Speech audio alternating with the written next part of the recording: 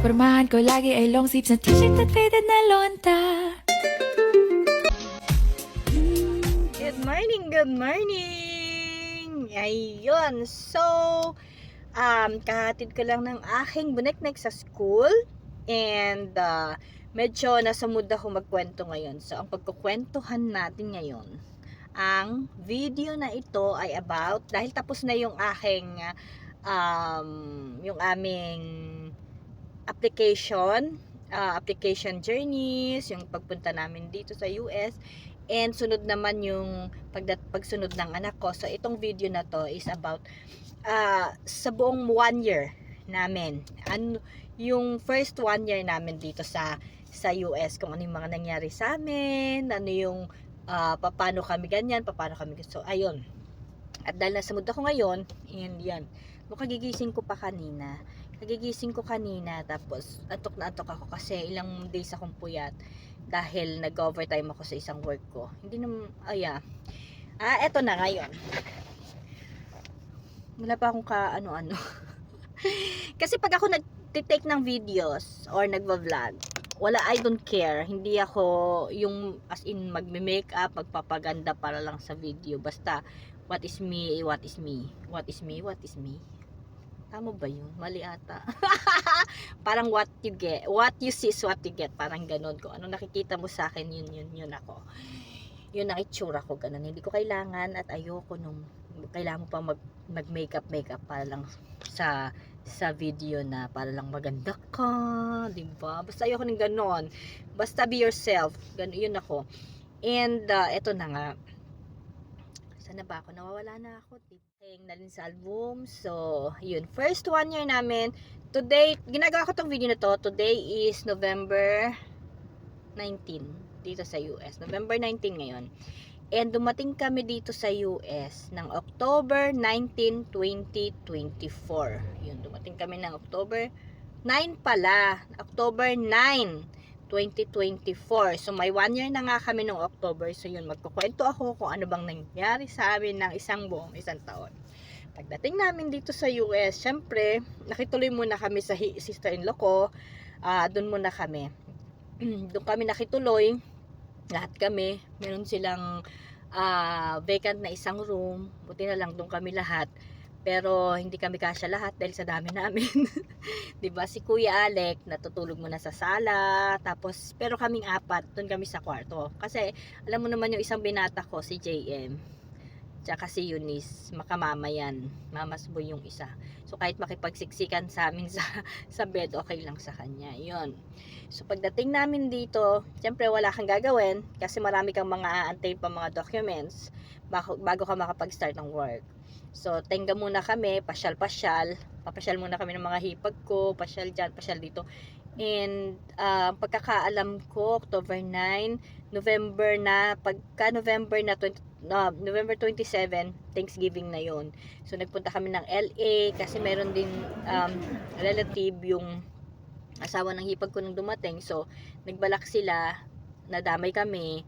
So, nagpunta kami ng LA. So, yun, happy naman.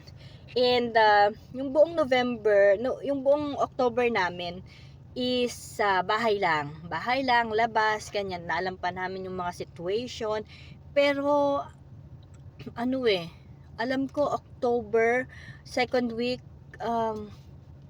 kasi hindi ko na matandaan yung mga date. Pero basta alam ko 2 weeks ng pagdating namin, napa-enroll na namin yung mga bata. Si JM tsaka si Eunice na pa-enroll na. Sinamahan kami ng sister-in-law ko, pina-enroll na namin sila.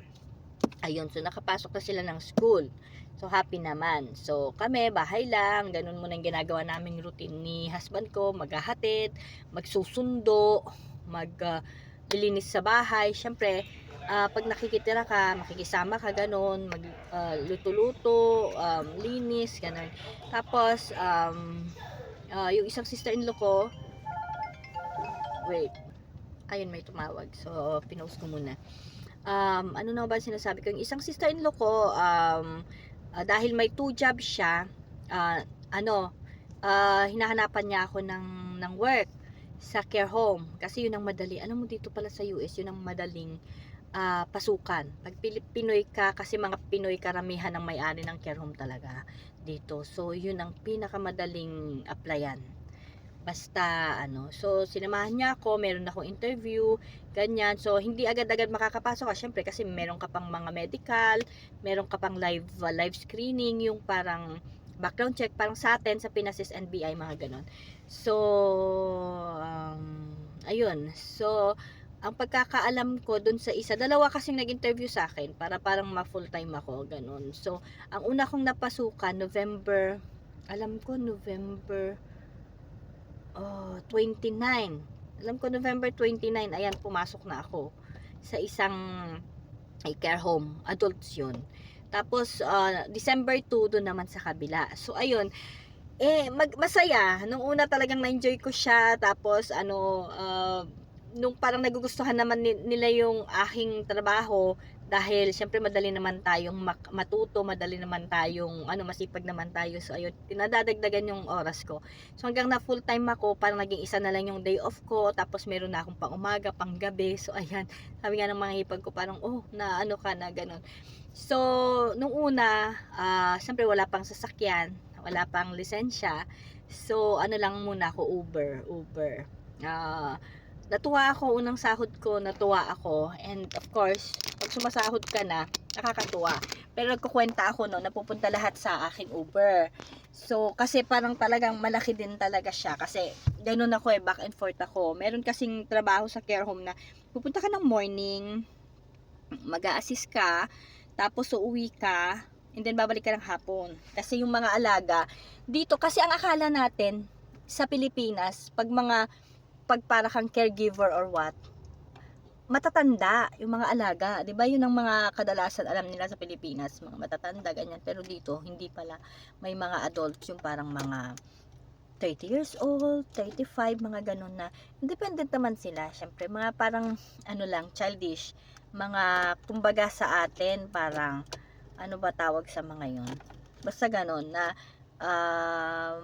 pero marunong sila. I-assist mo lang paano maligo, i-assist mo lang sa gamot, para ka din assistant nurse, ganun. So, matututo ka din. At saka dito sa, yun, matututo ka, ganun.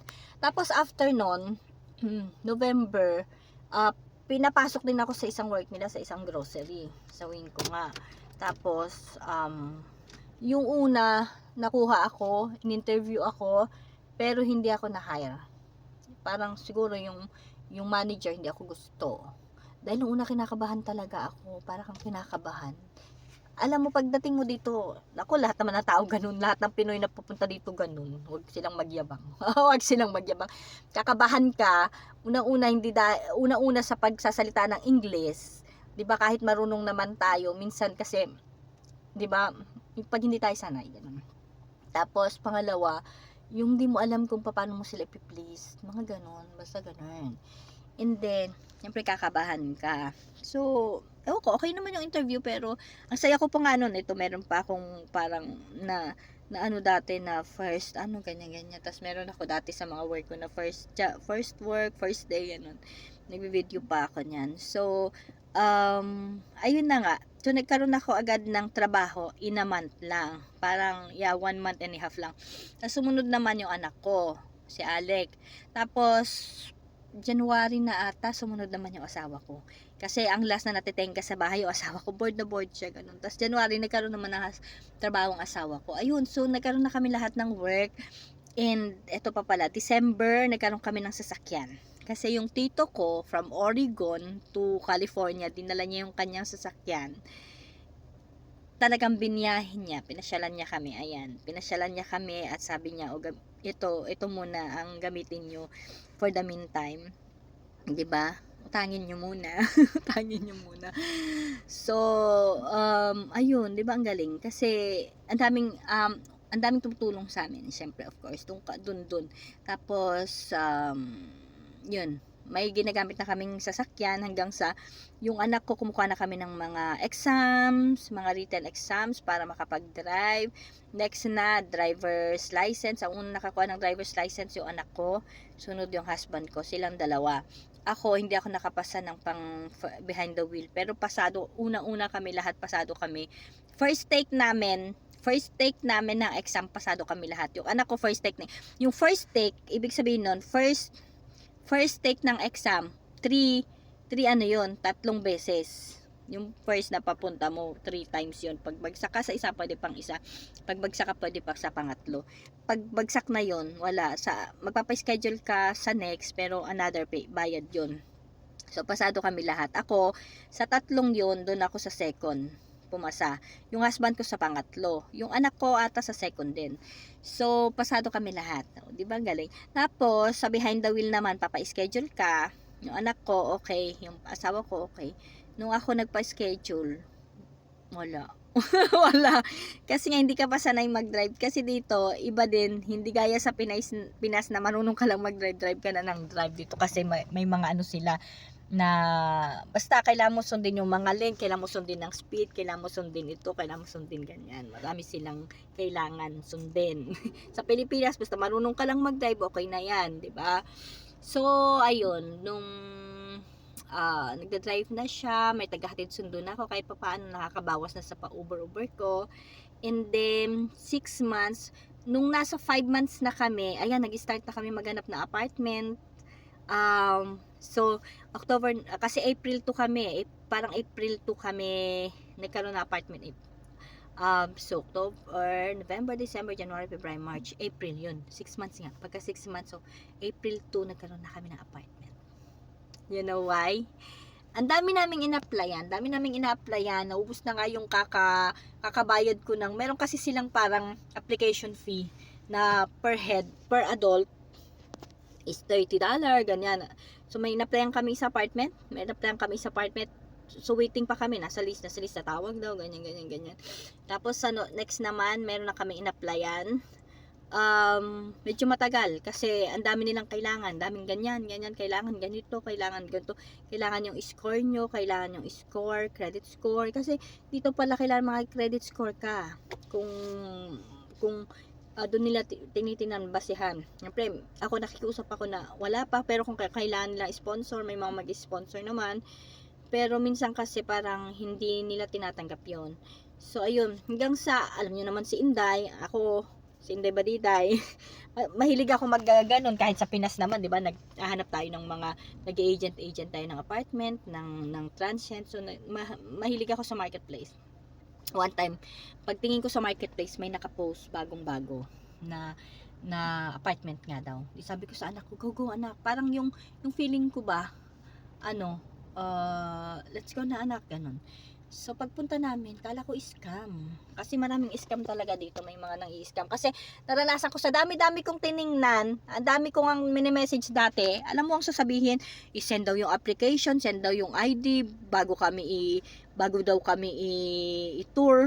Ano bang ganun? Mag-send ka agad na application, hindi mo pa nakikita yung bahay, yung apartment. So, parang isip-isip ko, dito rin pala sa Amerika, may scam. Kala ko naman sa Pinas lang, o diba? So, ano mo naman, matali-talino tayo ng konti sa mga ganyan. Although, hindi pa naman ako masyado nai-scam. Hindi pa masyado. Pero dati kasi na-scam na ako one time. Pero malitang naman yun, 500 pesos. Pero ngayon, di tayo magpapa-scam, syempre. So, ayun, dun parang sabi ko, may something to. So, hindi ko na. So, kala ko scam yung pinuntahan namin na anak ko. Kasi bahay siya As in, parang ganyan. Parang ganyan, bahay siya. Ayan, bahay siya. So, pagdating namin doon, sabi ko, bahay, wala ata. Pagtingin ko, 8581. Edi message ko yung kachat ko. Sabi ko, andito na kami, ganyan. Doon pala sa likod ng bahay nila. Ayun, may daanan pala doon. Residential siya, na ginawa nila yung sa likuran. Kasi napakaluwang ng likuran nila. Ginawa nilang apartment up and down, 1 and 2. Ayun, yun yung naano namin. Tapos, yun, nakiusap ako agad na please, gusto na namin yan, ay apply na ako, ganyan. Asikaso ko na talaga lahat kung ano yung mga needs nila, mga staff daw, mga ganyan. Papakita mo syempre na proof mo na may trabaho ka na, may ano ka na lahat. Ano mo sa kanila. So, yung credit score, sabi ko, hindi pa ganun kataas kasi syempre bago pa lang kami, we are still building the credit score, ganyan. So, naintindihan nila kasi parang Hmong sila. Ano bang Hmong? Basta ibang lahi na nag-migrate din sila dito. Syempre, so, naintindihan nila yung kalagayan nyo na kasi naranasan din nila. So, ang bait nila. So, hanggang sa tumawag na siya after 3 days, na siya sa akin na, okay, makukuha nyo na yung apartment niya. Oh, sabi ko. So, yun, nanghiram ako ng pang-down. Nanghiram ako syempre ng pang-down dahil wala pang pang-down kahit may mga trabaho kasi kami. Kahit nag-start ako ng trabaho noong November. Alam nyo naman, marami akong naiwang utang sa Pilipinas. Ayun, 'di ba? Ako kasi, syempre, kahit sabihin mong may utang ako, hindi ko naman 'yan papabayaan. Nakikiusap ako, nakikiano ako sa lahat ng mga kasi yung biglaan kasi yung pagdating namin. So, yung mga konting-konting sahod ko, binabayad ko ng utang sa Pinas. So, ayun. Siyempre, kailangan natin magbayad para maging goods pa rin tayo, di ba? Akala kasi nung iba, meron kasi ako isang kaibigan na nung nagpunta kami dito, as in, nag-blackan na kami. As in. Alam mong inisip niya pa rin yung tubo ng utang niya. Nasabi ko naman, sige, plus mo na lang yung tubo. Kasi hindi pa muna ako makakabayad. Kasi parang October, sabi ko, hindi muna ako makakabayad kasi wala pa akong trabaho. Pero as long as makakuha ako ng trabaho ko, magbabayad ako. Dahil natenga nga, diba? Kasi ang mga binabayad ko sa kanila ng tubo, yung negosyo ko, may business ako sa Pilipinas. Siyempre, bigla kaming nagpunta dito. So, wala. So, alam mo naman, yung mga tao, ano pa rin sila, alam mo yun, kaibigan mo, as in kaibigan ko yun kaibigan ko for how many years na parang kami. Pero that time, nakita ko yung ugali niya. Grabe. Yung parang feeling niya, tatakbuhan ko siya. Feeling niya, paano na daw siya. Basta ganun, paano na daw siya. Ganyan. Basta, ayoko na pag-usapan yun. So, ayun na nga. And, yun, nagbabayad tayo. And, kaya wala tayong naipon. Tapos, yung ka-uber ko nga. Doon ng, 50-50 talaga. And then,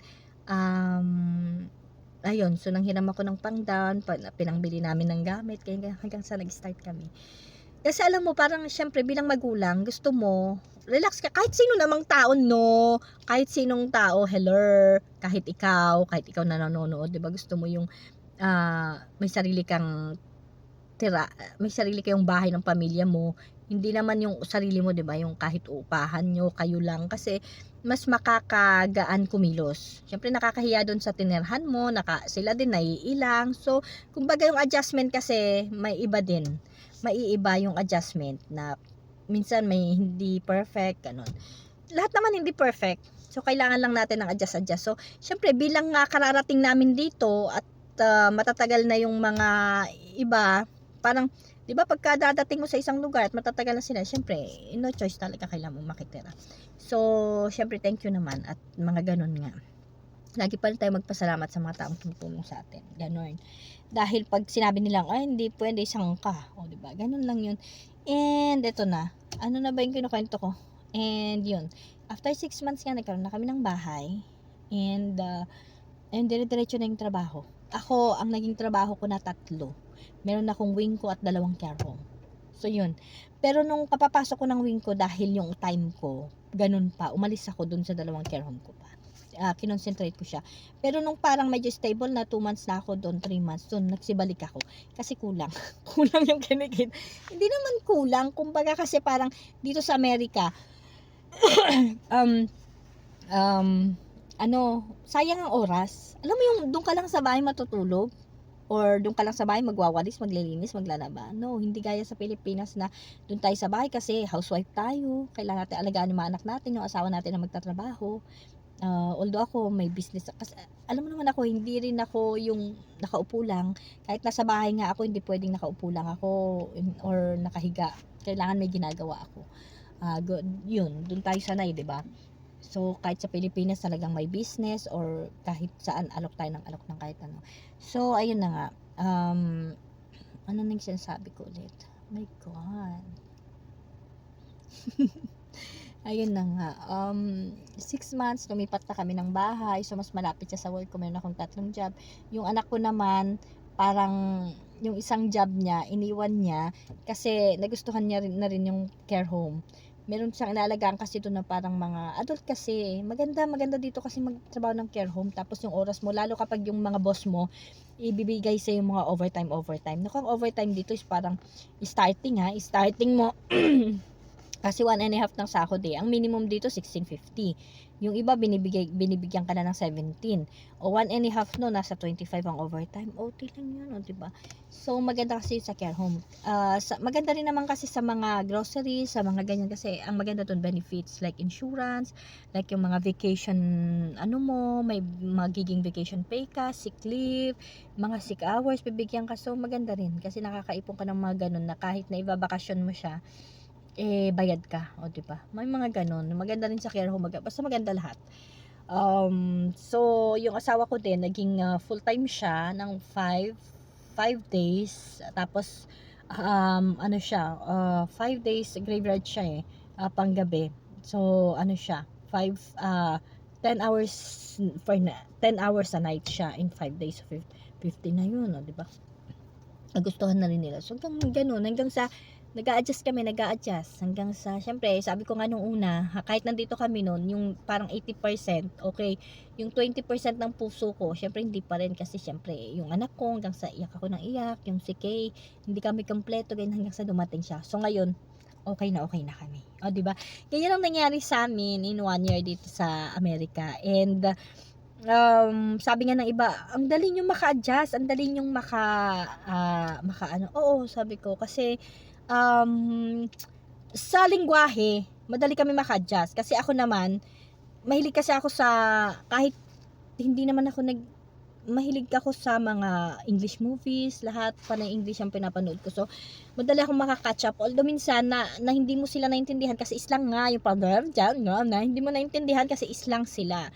Pero alam mo, pag nasanay ka na, okay na. Hanggang sa, lalo ako, nung nagtrabaho sa grocery at naririnig ko yung araw-araw yung mga pinagsasabi. Hindi nga lang ako makakapag-diretso ng salita ng English. Pero ngayon nga kahit may kausap akong Pilipino, napapa-English ka, ganun pala yun. Akala nila sa Pilipinas na naman, akala na naman kasi nila sa Pilipinas, kapag nandito ka na, yumabang ka na. 'Di ba gano'n naman sasabihin nila pag nasa Amerika na 'yan, mayabang na. Hindi nila alam na ikaw nakikipagsapalaran ka din sa buhay mo dito. Kaya parang feeling nila wala ka ng time tumawag sa kanila, wala ka ng time mag-ano sa kanila dahil may sarili ka din buhay dito. Lalo kami na nandito na yung buong pamilya namin. So parang siyempre minsan yung time mo, hindi mo na maiisip na tumawag, itutulog mo na lang. Or minsan kasi ako kasiyahan ko TikTok. TikTok ganon. So sinasabi siguro ng tao, post to tapos walang time. Ganun ano ba? Ganon. Tapos, syempre ang alam nila sa Pilipinas, para kang lang, di ba? Hindi nila alam. Magbablog pa rin ako ng about sa work. About sa pagdating dito sa Pilipinas ng mga Pilipino. Magchichikahan tayo about yan. Kasi, minsan, may mga, nung nasa Pilipinas ako, akala ko din. Akala ko ganito, akala ko ganun. Pero, alam mo, pag nandito ka na, dito mo mararanasan yung, at saka may realize yung akala nila sa Pinas ganun, pero hindi pala, kabaliktaran. Maliban na lang kung may mga tao talagang yumabang, may mga Pilipino din as in ang yayabang dito, kahit magsalita, kahit Pilipino mo gaganunin ka. Sabi ko, oh my god, ganun. So ayun, hanggang sa dumating nga itong anak ko, and October 14 dumating siya, tamang-tama ka ba, 1 year namin no October 9, October 14 dumating nga yung anak ko, diba? So super happy. And of course, family is not perfect, may mga pagtatalo, may mga challenge pa rin yan everyday, ganon. Hindi naman perfect lahat, baka sabihin yung kinukwento ko is super perfect, no, hindi. So, yung kukwento ko lang yung adjustment namin. Yung adjustment time namin is super, super, super fast. Yung anak ko rin kasi na lalaki, nagtrabaho sa call center and marunong naman yun. So, siyang magsalita ng English. Yung asawa ko, yun lang hindi pa masyado, pero sabi ko, aralin mo, dahil hindi po pwedeng lagi kaming nandyan kung wala kang laging translator. So kailangan aralin natin lahat dito sa Amerika, pati yung mga insurance, lahat. Mabuti na lang at alam mo, ang grade ko noong high school ako is may 60 nga ako 60. Yung 75 na bagsak napasang awa, may 60 pa. Yeah, that's true. Kasi nga, lakatsera ako noon. Pero, hindi mo sasabihin na talagang bobo ako. Kasi yan, gaya niyan. Wag natin sasabihin na kapag mababa ang grade ng isang tao, bobo. Hindi yun. Hindi lang sila nagko-concentrate. Kaya, may utak naman talaga ako. May utak. Ay, smart din naman talaga ako. Konti. Ayun, kaya madali akong maka-adjust sa mga bagay-bagay kasi ako mabasa ako eh. Halimbawa, hindi ko alam. Pag may sinabi ngayon kasama ko, tapos ano ko na yun sa utak ko, i-google ko yan. Ma-search ako. At saka, halimbawa, may mga taong nag-uusap sa paligid ko, like mga kasamahan ko sa trabaho. Pag, halimbawa, may mga pinag-uusapan sila, talagang ako nakiki-marites. Hindi naman marites yan. Nakiki-join ako because I want to learn. Ganun yun. Kaya minsan sa trabaho namin, what, tanong ako panay, what, why, what are you going to do, what will happen, ganyan lahat ng mga tanong ko. Pati sa mga taong matatagal na dito, yung sa mga sister-in-law ko, sa mga bayaw ko, kapag may mga kwentuhan, may talagang matanong ako, mabusisi akong magtanong, ako, kasi gusto kong matuto, gusto kong matutunan. Ayoko yung may inaasahan ako. Ganun. So, pati yung mga insurance namin, yung pag first check up nga namin, hindi ko alam ano gagawin, ano ganyan. Pag nagpa-check up ka pala, magbibigay ka ng parang pharmacy na malapit sa'yo kung saan mo gustong pharmacy. Kasi, pag nagpa-check up ka dito at binigyan ka pala ng gamot, sila na yung kukontak dun sa pharmacy at pipick upin mo na lang. Kung halimbawa, refillable yung binigay sa yung medication, yung gamot mo, yung medicine mo, pag refillable yun, on time ng refill, i-message ka ng drugstore na ready to pick up na, pipick upin mo na lang. Mga ganun na hindi natin alam sa Pilipinas. So, sabi ko nung una, wala akong natatanungan ng ganun, pero ang pinagtatanungan ko, kasi minsan naiya ako sa mga hipag ko, sa mga ko, ayoko din ng so tinatanong ko yung mga tao, halimbawa nandun yung mga assistant ng doctor, anong gagawin next? Tapos, halimbawa yung pinaka-primary doctor mo, ito. Halimbawa, sabihin mo masakit yung mata mo, magre-refer pala yan ng opto, hindi ikaw yung maghahanap. Halimbawa, nire-refer ka sa opto, magre-refer sila ng opto, yung opto na inano nila, tatawagan ka nila para mag-set ka ng appointment, or tawagan mo sila, mag-set ka ng appointment. Yan ba, mga ganun, ang galing dito. Kahit mga x-ray laboratories, pupunta ka lang doon, magpapalab ka, nandun na yung pangalan mo kasi ni-request na nila, nandun na sa system nila yung pangalan mo, kung sinong doktor, kung sinong mag-i-schedule ka lang doon pagpunta mo doon. Tapos yung result pupunta na agad sa doktor mo. Yung doktor mo pag nakitang may kakaiba doon sa result mo o may kailangan na mga emergency, yung mga na kailangan gamutin agad, tatawagan ka nila na nakita namin ganto, ganyan. Ang galing. Ganon. So, ang daming mga bagay dito na talagang mapag-aaralan. And thank God kasi nga tayo, marunong. Yun kasi ang isang maganda kapag pupunta ka ng US. Dapat marunong ka din, hindi ka umaasa lang sa iba. So, kailangan marunong ka, magbasa ka, mag-search ka, magtanong-tanong ka, at makialam. Parang yun parang reporter yun diba? Parang report yun ano ba yun yung, at makialam. Ganon, dapat may ganun ka. Halimbawa dito naglalakad ka, parang pati dito sa school. Alam mo kahit kahit naman kasi sa Pilipinas lang tayo kailangan correct talaga yung grammar mo, correct talaga yung pag-English mo Pero alam mo dito kahit na barok-barok na intindihan ka nila. So hindi naman kailangan perfect. Diba? Nobody's perfect. Ang perfectionist lang naman Pilipinas pagdating sa pagsasalta ng English feeling nila English perfect na. Pero dito hindi nga nila dinidiscriminate yung mga hindi marunong, or hindi nga nila inaano yan na pag di ka marunong. Minsan ako nga pag nagsasalita sasabihin na nila, ay bago ka lang dito, you're new here but your English is good. Diba? My English is good daw. So ayun, 'di ba? Kahit isang minsan nga he, she na mo pa, 'di ba? Yung mga ganon. So kailangan magbasa-basa, tsaka mahilig ako manood kasi ng mga parang movie in English, so ganon. So tapos pag may mga salitang hindi ko kasi parang alam, tapos pinag-uusapan nila ganon. Ko sa search ako agad. Ganun dapat matalino tayo sa sarili natin, turuan natin yung sarili natin. Hindi lang nagtatapos yung pag-aaral sa eskwelahan. Dapat kahit tayo nag-aaral tayo sa sarili natin, hindi lang yung dahil sinabi nito, sinabi nun, hindi ganun. Kasi ako kapag may sinabi yung isa, hindi agad ako maniniwala. Kasi iba-iba yan. So, dun ako sa, tapos hanggang sa isa-search ko, hanggang sa titingnan ko, hanggang sa malalaman ko kung ano talaga yung pinakatama. So, ayun, ganyan lang yung adjustment namin dito hanggang sa 1 year na nga may sarili na kami apartment, may sarili na kaming mga trabaho lahat, pati yung anak ko. Yung anak ko si Kay, today is November, ano ba ngayon? November 19, o diba? Kay isang buwan pa lang niya nung November 14, pero nag-start na siya ng work nung October 29 ba?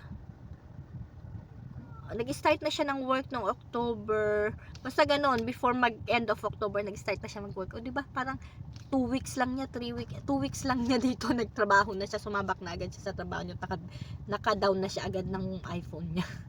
So, ayun. So, ngayon, ang routine namin is sa morning, ako tagahatid sa aking bunso si Eunice. Si daddy niya naman ang taga-sundo. Si JM naman, ang taga-hatid si kuya niya. Dahil sinabi ko, please, meron tayong routine dapat. Meron tayong, tulungan tayo lahat. Si Kuya Alec, taga-hatid kay JM sa school. Every morning yan, Mondays to Fridays. Tapos, si daddy ang taga-sundo. Basta si daddy ang taga-sundo, si daddy ang tagaluto sa bahay. Kami nagluluto pag may time. Halimbawa ako, pag may gusto lang ako din, ganun. Pero karamihan at kadalasan si daddy ang nagluluto. Si Kuya Alec, yan, pupunta rin sa work, nakakuha na rin siya ng sasakyan niya, nakabili na siya ng sasakyan niya. Si daddy din, nakakuha na rin wala pang mga 1 year. Parang si Alec, nakakuha na yan ng sasakyan in 5, nung nagtatrabaho na siya ng 2 months. Parang 5 months, nakakuha na siya ng car. Kasi ako, ito, kay Uncle, itong CRV, ayan, yun, o, diba? So, kailangan ko pag-ipunan to para mabayaran ko. Ito, parang ito yung akin, CRV, yung kay Uncle. Tapos, si Alec nakakuha na rin ng sasakyan, in 5 months niya. Si Daddy nakakuha na rin, hulugan na sasakyan niya. Hindi naman brand new, pero almost. Kasi maganda. Alam mo dito kasi, yan, sasabihin na naman sa Pilipinas, ang luho. Hindi, dito, ang pinaka-importante dito sa sasakyan. Para makapunta ka sa trabaho mo. Dahil hindi dito uso yung commute. Wala, pag mag-aantay ka ng bus, sa isang araw, 2 times lang dadaan ng bus. Delayed ka na sa trabaho mo. Naranasan ko maglakad 1 time, OMG. Maglalakad ka, alam mo yung ilalakad mo, pagod ka. Mas pagod ka pa kaysa nagtrabaho ka. Tapos, ito naman. Tapos, super layo naman. Kasi sasabihin nila dito, 5 minutes lang yung trabaho ko. Yung 5 minutes, akala mo malapit kasi dito, iba yung patakbo. Miles kasi dito, hindi gaya natin sa Pilipinas, kilometer, di ba? Ang miles dito, basta mabilis. Dapat nga ang speed mo, 40 miles. 40 miles ang takbo mo. At least parang 60 kilometer yon, parang ganun. O yeah, 60 kilometer ang takbo mo. Hindi gaya sa Pilipinas na may traffic. Kaya parang yung trabaho ko na 5 minutes from here, parang sa bahay namin, from bahay namin sa Baguio hanggang hanggang city din eh. Pero pag dito malapit lang. Kasi nga straight lang din ang daan dito at saka mabilisan. Walang traffic kasi dito eh. Traffic light meron.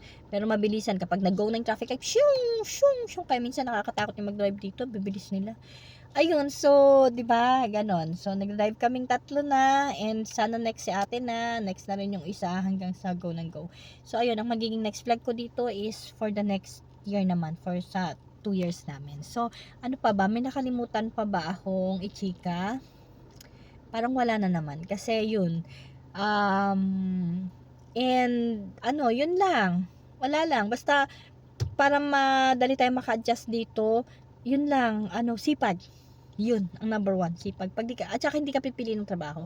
Pag di ka masipag, syempre wala talaga. Kasi gusto mo sa bahay na lang, hihiga, ganun. Hindi gaya natin na kailangan natin. Kaya, kahit mag-triple job ka dito, yung iba nga nag-4 job pa. Kaya balik ako sa triple job. Si husband ko din, naghahanap pa ng isang job kasabot. Kaso sabi ko, pag naghanap ka na, kasi na siya eh, may overtime siya everyday. So, okay na yun sa kanya. Si kuya naman, Alec, may double job na rin siya. Tapos yung anak ko isa, di meron na siyang work. Pero syempre, maghahanap pa rin tayo ng nakapasok siya dun sa isang amo ko sa care home. Kasi yung isang amo ko, super tiwala. 'Di ba ganun? Ganun kapag masipag ka, kapag pinapakita mo ka at trusted ka sa mga ano mo, sa mga trabaho mo. Naku, yung boss mo pagkakatiwalaan ka talaga. So ako naman, gustong-gusto nila ako kasi parang doon sa wing ko sa grocery, sabi nila pag hindi ka nakakuha ng maraming oras diyan, ibig sabihin tamad ka. Kaya oo, ganun pala dito. Kapag nakakakuha ka ng maraming oras, masipag ka at gusto ka nila. Pero pag binabawasan yung oras mo, aba may problema ka na. Ayaw ka ng manager. So, babawasan ka ng oras. Ako, mula nung nag-ano ko, parang 1 month ko doon sa trabaho ko sa grocery, nag full time na ako. Kasi ano, puno talaga yung 5 days ko puno, hindi nila tinitenga. Ewan ko, syempre gusto nila ako, tsaka pag masipag. At tsaka yung sa trabaho ko kasi, parang sa negosyo ko lang sa Pinas, yung ginagawa ko lang sa Pilipinas, nagtitinda, naggagawa ng ganyan, ng ganyan. So, marunong. Kaya sabi nila, oh, saan ka nagtrabaho noon? Parang ang galing mo na agad, ang bilis mo, ano, gaganon yung mga trabaho ko. No, I have my own business in the Philippines, ganun. Char. O, di ba nakipagchikahan ng ano? So, ayun lang, ganun lang ang chika natin for today. At yan, ang aming 1 year. I-attach ko na lang siguro lahat dito ng pictures, ng mga videos, kung anong pinaggagawa namin ng buong 1 taon dito sa Pilipinas, na hindi ko na kwento pa dito yung iba. Pero lahat ng basic na nasabi ko na. So yun, ganun lang sa 1 buong taon namin dito. So at least maano nyo na basta ganun. Basta ganun. So ayun lang, this is Nalin and bye bye. Ay, mapapanood ko to. Hindi matumigil-tigil sa kachichika kasi mapapanood ko to kapag ako'y tumanda na at siguro mapapangiti ako. Actually, yung ibang mga binablog ko dati, yung mga dati pa, pag pinapanood ko natatawa ako. Sabi ko, ako ba yun? Yung itsura ko dati ang bata-bata. Siguro pag tanda ko at the age of 60, 70, oh my God, mapapanood ko tong sarili ko. Ewan ko na lang. Baka iyak. Okay, so ayun lang, bye.